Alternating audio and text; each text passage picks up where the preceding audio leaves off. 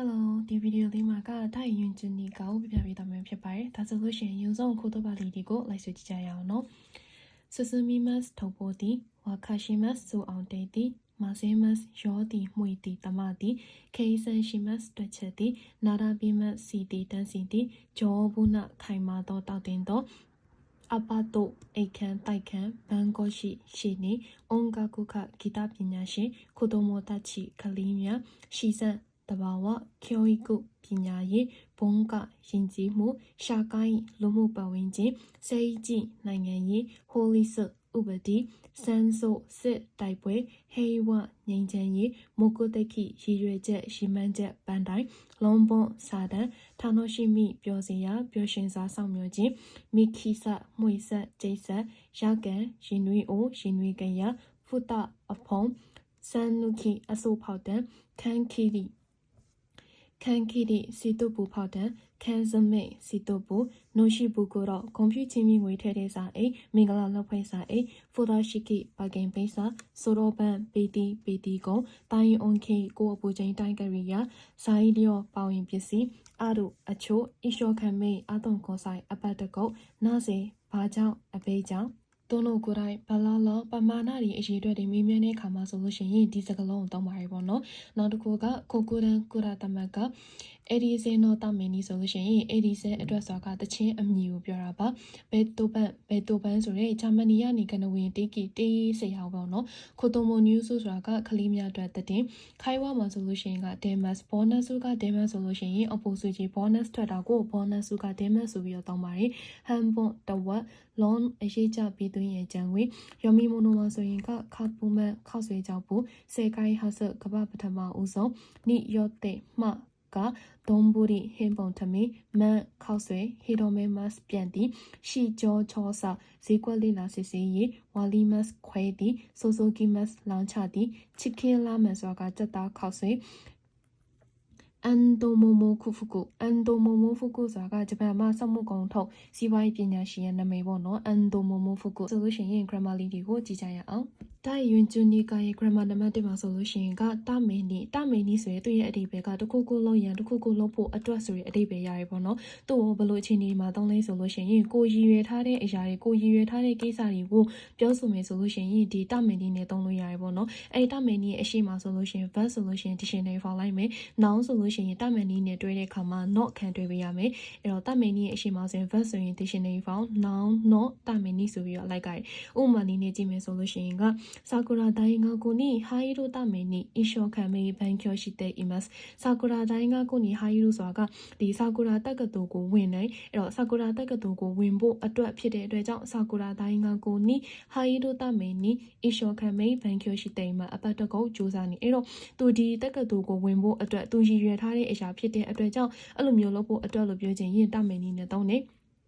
ဟာရီတို့ဆိုတာကဘက်က dictionary ဖောင်ဖြစ်တယ် dictionary ဖောင်နဲ့တမန်နီနဲ့တွဲတဲ့အခါမှာ direct တွဲလို့ရတာဖြစ်တဲ့အတွက်ကြောင့်ဆာကူရာတိုင်းကကိုနီဟာရီတို့တမန်နီအရှောခံမေးဘန်ကျော်ရှိတဲ့ imas နောက်တစ်ခုကယူမဲနော်တမန်နီအရှောခံမေးဘန်ကျော်ရှိတဲ့ imas အိမ်မက်တွေအတွက်အပတ်တကုတ်စူးစမ်းနေပါတယ်အပတ်တကုတ်စာလုံးနေပါတယ်တဲ့အဲ့တော့ယူမဲဆိုတာက noun ဖြစ်တယ် noun ကိုတမန်နီနဲ့တွဲသုံးတဲ့အခါမှာ not ခံတွဲပေးရမှာဖြစ်တဲ့အတွက်ကြောင့်ယူမဲနော်တမန်နီအရှောခံမေးဘန်ကျော်ရှိတဲ့ imas ဟာရီတို့ဆိုတာက dictionary ဖောင်ဖြစ်တဲ့တမန်နီနဲ့တွဲတဲ့အခါမှာဒီတိုင်းတွဲရမှာဖြစ်တဲ့အတွက်ကြောင့်ဟာရီဒိုတာမင်းနီနောင်နောတာမင်းနီဖြစ်တော့ယူမဲနောတာမင်းနီနောက်တစ်ခုကကြောင့်နော်နီဆိုတာကလည်းပဲသူ့ရဲ့အဓိပ္ပာယ်ကအတွက်ပဲသူကကြောင့်ဘယ်လိုနေရာမှာသုံးလဲဆိုလို့ရှိရင်တခုခုရဲ့အသုံးဝင်ပုံနေပြောလို့ရှိရင်အချိန်ဘယ်လောက်ကြာရဲပတ်စံဘယ်လောက်ကုန်နေအဲ့လိုမျိုးပြောချင်နေဆိုလို့ရှိရင်ကကြတော့ဒီနော်နီနဲ့တွဲသုံးလို့ရတယ်ပေါ့နော်အဲ့တော့နှစ်ခုလုံးရဲ့အဓိပ္ပာယ်ကအတွက်တခုခုလုံးရန်တခုခုလုံးဖို့အတွက်လို့အဓိပ္ပာယ်ရတယ်ဆိုပေမဲ့ဒီတာမင်းနီကိုကြတော့ကိုရည်ရွယ်တဲ့အကြောင်းအရာကိစ္စရပ်တွေမှာသုံးပြီးတော့ဒီနော်နီကိုကြတော့တခုခုရဲ့အသုံးဝင်ပုံနေနောက်တစ်ခုအချိန်ကြာမြင့်ပုံနေပတ်စံကုန်ကြတဲ့ဟာတွေကိုအသုံးပြုလို့ရတယ်ပေါ့နော်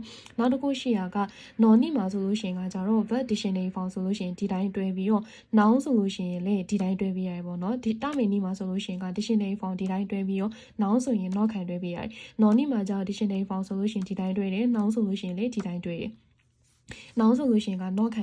ုဖြုတ်ပြီးတော့ need လုံးနဲ့ဖြစ်သွားပါဘောနော်လိမ့်မှာဆိုလို့ရှိရင်ကခုနဟွန်ဝမန်မိုစုတို့နော်နိ sky mas ဒီစာအုပ်ကမန်မိုလုံးဖို့အတွက်မန်မိုအသုံးပြုရန်အတွက်အသုံးပြုတယ်တဲ့ဟီကိုရှိနိဖုစကခါခါဒီမှာဟီကိုရှိဆိုတာကနောင်ဖြစ်တယ်အဲ့တော့နောင်ကိုနိနဲ့ဒီတိုင်းတွဲမှာဖြစ်တဲ့အတွက်ကြောင့်ဟီကိုရှိနိ ဟီကိုရှိစောကအိမ်ပြောင်းရန်အိမ်ပြောင်းဖို့အတွက်ဖုစကခခဒီမတ်2ရက်ကြာမြင့်နေတဲ့ဒီစာအုပ်ကမန်မိုလုပ်ဖို့အတွက်အသုံးပြုရဆိုတော့မန်မိုအိုစုတို့နော်နီအဲ့တော့စာအုပ်ရဲ့အသုံးဝင်ပုံပြောချင်တာဖြစ်တဲ့အတွက်ကြောင့်နော်နီနဲ့သုံးနေပေါ့နော်ဒီနေရာမှာတမီနီဆိုတဲ့ဟာနဲ့မသုံးပါဘူးနောက်တစ်ခုကဟီကိုရှိနေဖုစကခခဒီမတ်ဆိုတာကအိမ်ပြောင်းရန်အတွက်အချိန်2ရက်ကြာမြင့်တာဖြစ်တဲ့အတွက်ကြောင့်အချိန်ကြာမြင့်အောင်ပြောတဲ့အခါမှာဆိုလို့ရှိရင်လေဒီနော်နီနဲ့သုံးလို့ရတယ်ပေါ့နော်ဒါဆိုရင်လမ်းရှုအရာစာကြောင်းလေးနဲ့တွဲပြီးတော့ကြည့်ကြရအောင်လမ်းရှုအရာအချိပမာဆိုလို့ရှိရင်ကကြတော့အေကိုခောက်တမယ်နီအီရှော်ကမိဟာတာရာခိမဆိုတာကအင်ကိုဝယ်ဖို့အတွက်အီရှော်ကမိဟာတာရာခိမအပတ်တကုတ်အစွမ်းကုန်အလုံးလုံးနေရဲ့အေကိုခောက်တမယ်နီအီရှော်ကမိဟာတာရာခိမတ်ခိုင်ရှောက်စကူရတမယ်နီအီရှော်ကမိဟာတာရာခိမတ်ခိုင်ရှောက်စကူရဆိုတာကုမ္ပဏီတီထောင်အောင်ပြောတာပေါ့နော်ခိုင်ရှောက်စကူရတမယ်နီဆိုရင်ကုမ္ပဏီတီထောင်မှုအတွက်အပတ်တကုတ်အစွမ်းကုန်ကြိုးစားနေတဲ့အလုံးလုံးနေတဲ့ရှော့တိုင်တော့တမယ်နီအီရှော်ကမိဟာတာရာခိမတ်ရှော့တိုင်ဆိုတာကအနာဂတ်ကနှောင်းဖြစ်တယ်အဲ့တော့နောင်တမယ်နီနဲ့တွဲသုံးတဲ့အခါမှာနော့ခံတွဲပေးရမှာဖြစ်တဲ့အတွက်ကြောင့်ရှော့တိုင်တော့တမယ်နီအီရှော်ကမိဟာတာရာခိမတ်နောက်တစ်ခုကခါဆိုကိုနော်တမင်နီအီရှော့ကဲမင်းဟာတာရာခိမှာခါဆိုကိုစားလဲနောင်းဖြစ်တဲ့တမင်နီနဲ့တွဲသုံးတဲ့အခါမှာနော့ခံတွဲပြရမှာဖြစ်တဲ့အတွက်ကြောင့်ခါဆိုကိုနော်တမင်နီအီရှော့ကဲမင်းဟာတာရာခိမှာဆိုရင်မိသားစုအတွက်အလုံးလုံးနေတယ်နိမမှာဆိုလို့ရှိရင်ကခုနိုခါဘန်ဝအေကိုဟာခိုဘူးနော်နိစကိုင်းမတ်ဒီအဲ့ဟာဆိုလို့ရှိရင်ねပကြီးတွေကိုတဲဖို့အတွက်အသုံးပြပါတယ်အဲ့တော့သူ့ရဲ့အသုံးဝင်ပုံပြောချင်တာဖြစ်တဲ့အတွက်ကြောင့်နော်နိနဲ့တုံးနေပေါ့နော်နော်နိမှာဆိုလို့ရှိရင် dictionary form ဆိုလို့ရှိရင်နော်ခံတွဲတာတော့ဟာခိုဘူးနော်နိစကိုင်းမတ်နောက်တစ်ခုကနိုခါဘန်ဝရှုချောနိစကိုင်းမတ်ရှုချောဆိုတာနောင်ဖြစ်တယ်နောင်ကိုနိနဲ့တွဲသုံးတဲ့အခါမှာနော်ဖြုတ်တော့ရှုချောနိစကိုင်းမတ်ဒီအဲ့ဟာဆိုလို့ရှိရင်အလောက်ခရီးသွားခြင်းအတွက်အသုံးပြပါတယ်တဲ့နောက်တစ်ခုကခုနိုခါဘန်ဝပါဆိုကွန်အွန်အီရေဒိုနော်နီအီဒက်ဒီအိတ်က laptop ကိုထည့်ရန်အတွက်ကောင်းနေပေါ့နော်နောက်တစ်ခုကခုနိုခါဘန်ဝလျော်ကိုနီအီဒက်ဒီအိတ်ရဆိုလို့ရှိရင်ခရီးသွားရန်ခရီးသွားဖို့အတွက်အသုံးပြုခရီးသွားရန်ခရီးသွားဖို့အတွက်ကောင်းပါရဲ့တဲ့နောက်တစ်ခုကကျတော့အီယေဝတတေတို့နော်နီဆမ်မန်အန်ခါခါဒီမတ်အင်ကိုဆောက်လို့ရန်အတွက်အိမ်ဆောက်ဖို့အတွက်ရန်2000ကုန်ပါရဲ့တဲ့အီယေဝနောက်တစ်ခုကအီယေဝတတေတို့နော်နီဆမ်မန်အန်ခါခါဒီမတ်ဟီကိုရှိနီဖုစကခါခါဒီမတ်အိမ်ပြောင်းရွှေ့ရန်အိမ်ပြောင်းရှိဖို့အတွက်2ရက်ကြာမြင့်ပါရဲ့တဲ့အဲ့တော့တမင်းနေမှာဆိုလို့ရှိရင်ကအကြောင်းအရာတစ်ခုကိုလုံးဆောင်ရန်အကြောင်းအရာတစ်ခုကိုရည်ရွယ်ထားရဆိုတဲ့ဟာပြောချင်တယ်ဆိုလို့ရှိရင်တမင်းနေနဲ့တောင်းတဲ့ dictionary form ဆိုဒီတိုင်းလိုက်ပြီးနောက်ဆိုရင် not ခံတွဲပြရမယ်နော်နီမှာကြတော့ dictionary form ဆိုလို့ရှိရင် not ခံတွဲပြီးတော့နောက်ဆိုလို့ရှိရင်ကနိပဲဖြစ်မယ်အဲ့ဒီ not ကိုဖြုတ်ပြီးတော့တွဲပြရမယ်နော်နီကကြတခုခုရဲ့အသုံးဝင်မှုတခုခုအချိန်ကြာမြင့်နေပြောလို့ရှိရင်ပတ်စံကုန်ကြရဆိုလို့ရှိရင်ကနော်နီနဲ့တွဲသုံးပြရတယ်ဒါဆိုလို့ရှိရင်လေဘုံနဲ့ဘုံခေလေးတွေကိုတွက်ကြည့်အောင်ဘုံခေအကြီးမှာဆိုလို့ရှိရင်ကရှော့တိုင်ဂျီဘွန်နိုမီစေကိုမို့ဆိုတမင်းနိချော့ခေရှ်တေမတ်ရှော့တိုင်ဆိုတာကအနာဂတ်မှာဂျီဘွန်နိုမီစေဆိုတာကကိုပိုင်ဆိုင်ကလေးကိုမို့ဆိုတမင်းနိဆိုတာကကိုပိုင်ဆိုင်ပိုင်မှုအတွက်ချော့ခေရှ်တေမတ်ဆိုတော့ပတ်စံစုနေပါတယ်တဲ့နိမမှာဆိုလို့ရှိရင်ကခုနိုခုဆိုဝရမောက်အာဒိုကိုနော်နီအီဒက်ဒီဖနာဆိုလို့ရှိရင်ရှာမောက်အာဒိုကိုဆိုတာကတောင်ပေါ်လမ်းလျှောက်တယ်တောင်ပေါ်လမ်းလျှောက်ဖို့ရန်အတွက်ကောင်းပါတယ်တဲ့လေဘုံအကြီးမှာဆိုလို့ရှိရင်ကဘုံအိုတိုရီနိဆာကာဆိုတမင်းနိမိုင်းနီချီလန်ရှူရှိတေမတ်ဒီဘုံအကမှာပါဝင်ဖို့အတွက်နေတိုင်းလေ့ကျင့်ခန်းပြုလုပ်နေပါရဲ့ဆိုဒတ်ကဟုတ်လားထာနိုရှိမီဒတ်နဲ့ပျော်ရွှင်စရာကောင်းပါပဲနော်နိမမှာဆိုလို့ရှိရင်ကနာဇေစတိုရီတေယာမနီနိုဘိုနိုဒတ်ကဘာကြောင့်တယောက်တည်းတောင်တမှာလေစတိုရီနီနာတဲ့ခန်ကိုင်ရိုတမင်းနိယာမနီအီကွန်ဒက်စတိုရီနီနာတဲ့ဆိုတာတယောက်တည်းဖြစ်ပြီးတော့ခန်ကိုင်ရိုတမင်းနိတယောက်တည်းဖြစ်ပြီးစဉ်းစားဖို့အတွက်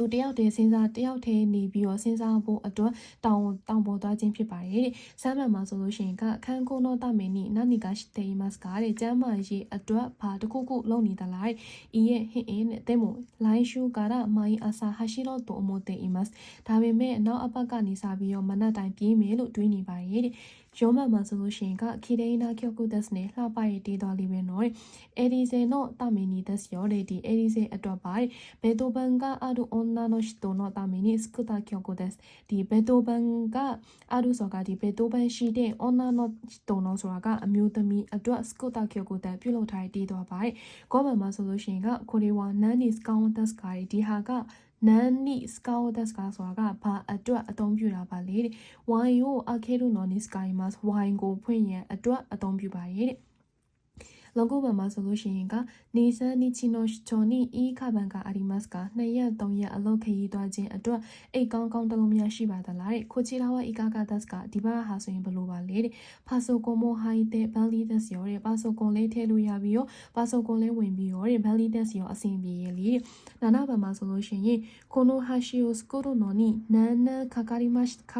တာကတဲ့ဒီတရားကိုပြုလုပ်ဖို့အတွက်ဒီတရားကိုစောက်လုပ်ရန်အတွက်ဗန်ဒနှစ်ကြာမြင့်ခဲ့ပါတယ်လေတဲ့ဂျိုနီနာခါကာရီမတ်တာ12နှစ်ကြာမြင့်ခဲ့ပါတယ်တဲ့ဒါဆိုလို့ရှိရင်အကြည့်ပန်နေပြန်ပြီးတော့ဆိုကြည့်ရအောင်နော်